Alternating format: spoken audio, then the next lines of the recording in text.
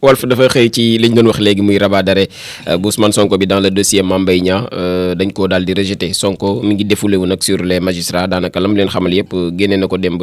la justice discrédite donc la justice lii la Walf Quotidien daal di xëy moom mi Ousmane Sonko ay kàddoom la entre parenthèses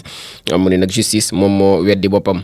on a un gros problème avec la justice sénégalaise di kàddu yi Ousmane Sonko ba léegi ci biir xët bu njëkk bu Walf Quotidien rien ne peut m'empêcher d'être candidat ne daal dara mënu ko tee mu nekk candidat maître Boubacar Cissé avocat bu Mame Mbaye Niang la mu ne nag il faudra l'avis du conseil constitutionnel en 2029 pour son éligibilité maanaam daal conseil constitutionnel moom mooy joxe kàddoom ci 2019 ngir nag ñu daal di mën a xam ndax Ousmane Sonko dafay doon candidat am déet wala éligible na am déet maître Bamba Cissé di avocat bu Ousmane Sonko di ko feelu ca wet ga ne nag cette condamnation est éteinte par la loi d'amnistie maanaam loi d'amnistie bi daal moom moo faase condamnation bu Ousmane Sonko boobee mi ngi ci page 3 bu Walf Quotidien bu tey ji le débat d'arrêt dans l'affaire Ousmane Sonko Mame Mbaye Niang ñëwaat na ci moom mi di Sud Quotidien ak la Cour suprême bi nga xam dañoo débouté la défense maanaam dàq nañ défense ba ak la ñu daal di indi ñëwaat na ci bu baax a baax neenal nañ lépp la nga xamante ni indi nañ ko conclusion aussi des assises nationales des médias ñëwaat na ci moom Sud Quotidien ak diagnostic et feuille de route bi nga xamante ni am na ci ak les médias face à leur responsabilité donc noonu la ko daal di titré moom journal bi Le Quotidien itam des na ci nouveau règlement intérieur bu Assemblée nationale bi ak les pouvoirs yi nga xam dañ ko yokk donc foofee ci assemblée nationale donc pouvoir ya dañ ko daal di élargir noonu la ko daal di titrer les attributions de la commission d'enquête parlementaire renforcée elle peut entendre un magistrat sur avis du garde des Sceaux loolee yëpp ñëwaat na ci moom ci ay leeral moom le quotidien ci page 11 bu tey waaye des na ci recours bi ñu dàq bu Ousmane Sonko bi ci cour suprême Sonko rabat la justice et l'opposition donc noonu la ko titrer moom itam ci xëtam mu njëkk tey attaque terroriste bi nga xam am na fële ca Diboli fële ci réew Mali des tirs à 200 kilomètres donc du Sénégal muy ay tirs yoo xam ñu ngi koy doon dégg donc à 200 kilomètres à 2 kilomètres pas 200 à 2 kilomètres fii ci biir réewum Sénégal excusez-moi ñëwaat na ci bu baax a baax soriwul dara donc tirs yooyu ci Sénégal ci digganteem ak Sénégal way fipp yaak militaire yu Mali ya doon fa jàmmarloo ñëwaat na ci bu baax a baax moom le quotidien enquête quotidien ci attaque terroriste boobee ca Djiboli kaay ak Nioro du Sahel la daal di xëyee le Sénégal en zone grise jamono ji zone ba daal dafa sax doomu taal fañ daal di toll bu ñu sukkandikoo ci enquête quotidien mu ngi ci page 4 am ca Diboli ba nga xam dañ koo daal di viser nekk 1,3 kilomètre de la frontière sénégalaise la menace djihadiste donc s'approche du territoire national noonu la ko daal di titré moom mi di enquête quotidien ci xëtam mu njëkk dette déficit situation du pays Sonko s'explique et menace di ay kaddu yi Ousmane Sonko ci xët bu njëkk bu enquête quotidien l'observateur itam des na ci Ousmane Sonko réouverture de son dossier contre Mame Mbaye Niang Sonko l'arme secrète nii la ko daal di titré les véritables leviers d'un premier grand défi judiciaire ak voie de procédure yi nga xamante ni moom la ñu war a daal di topp selon le magistrat Ousmane Kane moom ancien président de la cour d'appel bu Kaolack la saisine aussi bi nga xamante ni du ministre Ousmane Diagne daal na koy def et l'avis d'une commission composée des directeurs du ministère de la justice ak procureur général bi près la cour suprême ak surtout nag benn magistrat bu siège bi la désigné par le premier président. La loi d'amnistie les coulisses du revers judiciaire de ce mardi ñëwaat na ci loolu yëpp moom ci ak yaatal moom mi di l'observateur ci xëtam mu njëkk waaye dem na fële ci assemblée nationale ak El Malick Ndiaye véhicule donc des députés ak parlement chez vous noonu la ko daal di titré El Malick Ndiaye pouvoir posture ak polémique ya nga xamante ni jot na ca daal di am ñëwaat na ci bu baax a baax moom mi di l'observateur ci xëtam mu njëkk fële ca Gandigal nag ab divorce dafa daal di am ci 2 foyers une vengeance en flamme muy coowal loo xamante ni ci wàllu mërs la am na fa donc ca diwaan bu Gandigal ñëwaat na ci moom mi di l'observateur l'info yéen kaay ci verdict de la cour suprême bi nekk en faveur de Mame Mbaye Niang la daal di xëy ñëw Sonko règle ses comptes avec la justice jamono ji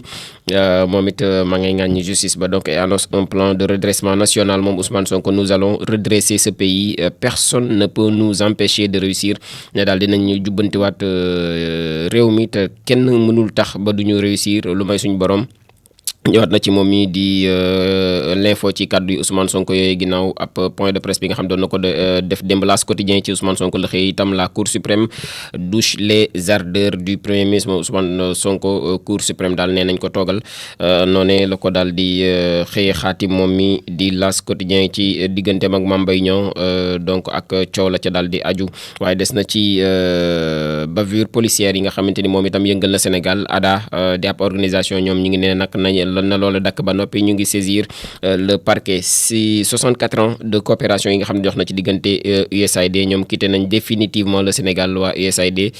dindi nañ seen ay koppar fii ci biir réewum Sénégal Tribune ñëw na ci requête en rabat d'arrêt aussi bu Ousmane Sonko bi devant la Cour suprême Ousmane Sonko se braque contre la justice fi mu ne nii daal jàmmaarloo ga ca diggante Sonko ak justice bala ñëwaat na ci bu baax a baax moom Tribune ci xëtam bu njëkk waaye des na ci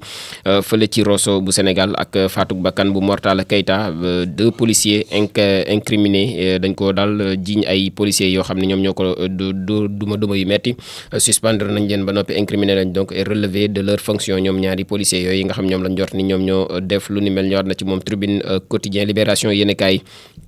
ci non respect des engagements financiers auprès de la DGPU la daal di xëyee Atos Sénégal ñoom livré nañ leen ca kanamu yoon donc ngir ñu leeral lu ni mel ci ñàkk ak respecté engagement financiers yi nga xamante ni moom lañ fa daal di am. Sonko ci biir Libération yéen kaay ginnaaw rejet de son rabat d'arrêt l'un de nos plus gros problèmes daal na koy wax moom ni problème bi gën a mag ci ñun moom mooy justice ba noppi c'est le citoyen qui parle ne daal citoyen bi moom moo doon wax di kaddu Ousmane Sonko ci biir Libération bi yéen kaay point actu itam ci rejet de du rabat d'arrêt bu Ousmane Sonko bébé ci mbirum Mame Mbaye Niang la daal di xëyee Sonko contre-attaque et brandit le fameux rapport moom daal contre-attaqué na ba noppi yëkkati rapport bi ne mu ngi nii mu téye la Cour suprême donc rejette la demande de rabat d'arrêt bu Ousmane Sonko boobule titre point actu source a ci outrage public ak à la pudeur donc incitation de mineurs à la débauche ak pédophilie acte contre nature et pornographie ñëwati ci pornographie infantile collée aux danseurs guinéens benn fecckatu guinéen lañ ko daal di wala sax ay fecckatu guinéen lañ leen daal di tuumal lu ni mel ñoom ñoo nekkoon Grand Médine doon def jëf ju ñaaw jooje les lourds charges yi nga xamante ni mi ngi nekk ci seen ndodd ñoom nga xamante ni ay góor ak góor ñoo ko doon def ci kanamu xale yu ndaw donc ñëwaat na ci bu baax a baax ba leen yoon tegee loxo ñoom itam lii lañ leen daal di toppee. La Cour suprême déclare aussi irrecevable le rabat d'arrêt de ses avocats dans l'affaire Mame Mbaye Niang. Sonko se fâche et menace donc la justice ñëwaat na ci bu baax a baax moom source à Direct News itam des na ci mbirum AEPAO dilatoire donc dans la constitution d'une commission d'enquête parlementaire. Pape Djibril Fall ne nag dafay compter saisir les juridictions internationales ndax ab dilatoire dafa daal di am ci constitution d'une enquête parlementaire ci mbirum AEPAO ak Azer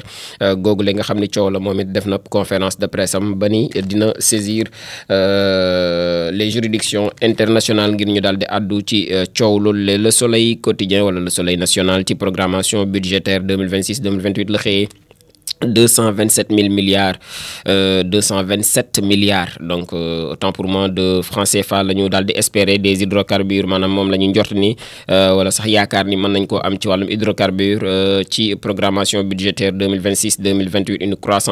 croissance donc bi ñuy xaarandi à hauteur de 5,5% ci hydrocarbures googu loolee la xëyee moom mi di Soleil national. L'évidence itam des ci conseil de l'organisation mondiale des douanes OMD bu 2025 le DG Babacar Mbaye mu ngi plaider pour des pratiques douanières respectueuses de l'environnement maanaam wàllum alam gi daal ak la ca daal di aju ci pratique douanière yi ñu daal di koy gën a daal di ñoŋal ñëwaat na ci bu baax a baax moom le directeur général Babacar Mbaye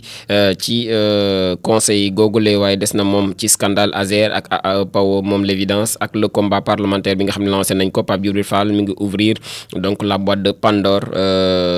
bëgg na daal mbir yi daal di leer moom mi di PDF ñëwaat na ci bu baax a baax moom l'évidence yor-yor bi ci tournée diplomatique dette cachée reddition des comptes ak justice daanaka moom mooy la révolution bi nga xam mi ngi en marche Sonko mi ngi annoncé un plan donc de redressement économique salvateur et di exhumer ces dossiers judiciaires maanaam yëkkati brandir na ay dossiers daal ni lii leer na nañ jamono ji te bëgg na li nga xamante ni moom lañ ko gàlloon ci ay daan ci kanamu yoon mu leer nañ moom mi di premier ministre Ousmane Sonko ñëwaat na ci bu baax a baax moom yor bi réew mi quotidien itam des ci Azergate muy coowal Azer la ak les nouveaux déballages de Pape Djibril Fall moom it yëkkati na ay révélation ni ki démb moom Pape Djibril Fall ci coowal Azer loole donc ñëwaat na ci bu baax a baax moom réew mi quotidien le point ci mbirum Azer it la daal di xëy le député Pape Djibril Fall s'insurge contre le refus d'enquête parlementaire dañ leen a bañal ab enquête parlementaire moom ci loolee la daal di xëy nag ne du ca yam moom mii di Pape Djibril Fall ñëwaat na ci bu baax a baax moom le point dañuy jeex la tàggat yaram door ko ak réew mi quotidien sport plus ci transfert de Malick Diouf la daal di xëyee moom fële ca West Ham ñoom West Ham dañoo daal di yëkkati ab offre bu tolloog 20 millions d'euros jëmale ko ci Étoile Rouge wala Slavia Prague la Slavia Prague donc mais ñoom dañoo daal di rejeter 20 millions yooyu dañ ko daal di xeeb waa Slavia ci la pépite sénégalaise l'arrière gauche di El Hadji Malick Diouf waa Strasbourg aussi des na ci Habib Diarra bi nga xamante ni moom signé na fële ci Sunderland pour une somme record moom Habib Diarra ci 35 millions d'euros la daal di signé fële ci l'équipe promise donc de la Premier League donc di championnat bu Angleterre boobu lay ñëwaat na ci bu baax a baax moom réew mi quotidien sport plus point actu ci équipe point actu sport ci équipe bu mag bi la daal di ñëw équipe bi nga xamante ni moom mooy tukkal jamono le Real de Madrid écarté na la Juventus et file en quart de finale ñoom Real ginnaaw bi ñu daanee Juventus jërul sëxët gagné nañ Juventus ni ki démb ci coupe du monde des clubs bi nga xamante ni équipe yi gën a mag ci àdduna la daal di dajale ngir ñu fay jongante moo gagné nag Juventus ña fa teewul ñëpp ay équipe yu ndaw lañ Kalidou Koulibaly moom it ak équipe ba mag Al Hilal dañoo daal di teew ca compétition bu mag boobee boole équipe yu mag yi ci àdduna bi nous voulions montrer qu'Al Hilal a du talent et de la puissance moo waral it dóor nañ City 4-3 ñoom équipe bu Al Hilal boobee jógee ca Makkatal Mukarram ca Riyad ñu ngok record ci noonee la xëy moom it mondial des clubs Manchester City Al Hilal 4-3 la daal di mujjee un Koulibaly taille XKKL ou pour ne pas dire XXL métaphore la daal di def donc moom mu daal di dugal but ba noppi def match bu exceptionnel ci huitième de finale boobu léegi nga xamante ni moom moo doxoon ci diggante Al Hilal ak Manchester City bu Pep Guardiola Tribune Sport la ñuy daal di jàll mu ñëw ci Khadim Gadiaga moom mooy président de Rock Énergie contre la décision bu ONADES donc mu ni nag CNG ñoom nekkuñu dans l'obligation de suivre les instructions de l'ONADES moom mooy ñi nga xamante ñoom ñooy saytu wàllum dopage ci sportif yi donc à 20 jours du combat pour acter donc une suspension boo xamante ni moom moo la ñu gàll ci ndoddal Siteu loolee nag dafa déraisonnable bu ñu sukkandikoo ci Khadim Gadiaga l'organisation cherche du buzz à travers la lutte noonu la ko daal di titré ne organisation bi daal buzz la ñu wut ci lamb ji lañ ko bëgg daal di wute Afrobasket Khady Diène Gaye mi ngi fortifier en tout cas les Lions maanaam doole na leen bu baax a baax vous partez en guerre lii la leen wax ne daal guerre ngeen jëm teewali Sénégal yéen gaynde yu jigéen yi nga xamante ni ñoom yéen a compétir ci wàllum basket boobu waaye des na moom tribune ci Habib Diarra retour donc en première ligue Habib Diarra à Sunderland pour plus de 22 milliards de francs CFA ci suñu ay koppar noonu la ko tribune titré globalement lii moo gën a fës tey ci yéenekaay yi fa la ñuy jaaree ndar keppit li nga xamante ni nii moom moo di bloc matinal bu tey bi jaajëf la